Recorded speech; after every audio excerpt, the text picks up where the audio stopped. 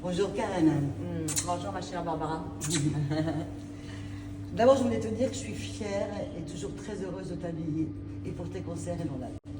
Oh là là, si tu savais comment je me sens bien quand je sais que j'arrive avec ma tenue de scène comme ça. Avec les guitares, il y a une force chez toi. Vraiment, je me sens toujours bien dans ce que tu me proposes pour la scène et bien évidemment dans la vie de tous les jours. Est-ce que, disons, ton métier t'a appris quelque chose sur toi? J'apprends tous les jours avec mon métier sur moi. Alors si c'est pas la psychanalyse, c'est bien le piano, la guitare ou l'écriture. Je pense que c'est constamment des rencontres avec soi quand on écrit. Alors on n'est pas du tout dans l'analyse de soi quand on écrit parce qu'on cherche la poésie, la rime, la beauté, l'harmonie.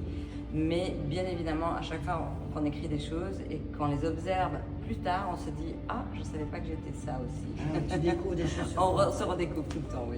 Et on parle beaucoup des regards dans le portfolio de femmes. C'est pour ça que je voulais te demander s'il y avait un regard sur toi que tu n'as jamais oublié.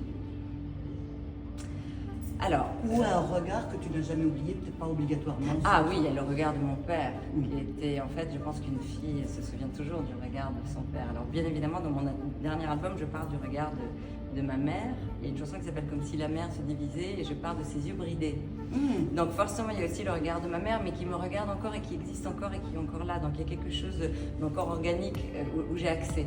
Mais celui de mon père, j'ai plus accès. Donc voilà. Je crois que le regard des parents, c'est important.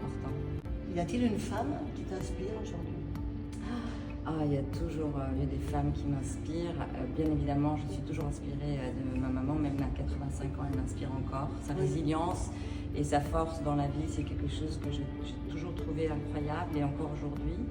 Et puis bien évidemment, toutes les femmes auteurs qui m'ont laissé des œuvres incroyables dans lesquelles je me trouve, et certaines vivantes, parce qu'il y a encore des auteurs aujourd'hui comme Déborah Lévy qui sortent encore et qui écrivent encore, dans lesquels on peut se retrouver, mais c'est vrai que à travers les traces des mots comme de André Chédid ou de Virginia Woolf ou de Sylvia Plath, j'en parle souvent, mais c'est vrai que quelque part dans les mots m'ont fait dessiner même une autre que celle qu'elles étaient.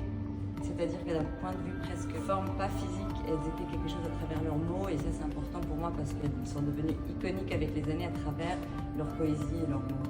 Oui, Virginia Woolf, j'avais le même. C'est le rock'n'roll aussi, Ouais, dans sa démarche. Si dans ton parcours, il y avait une forme de sororité qui t'aurait marqué?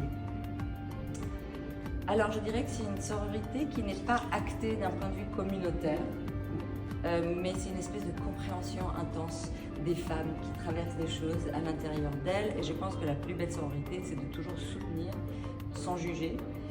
Et d'arriver à avoir un regard tendre et doux parce qu'on ne sait pas quelle était la journée que la personne a passée, on ne sait pas quel était son passé et je pense que la plus belle sororité c'est celle qu'on n'affiche pas et qu'on ne va pas crier avec des slogans, c'est celle où on comprend, on accepte et on accueille les autres.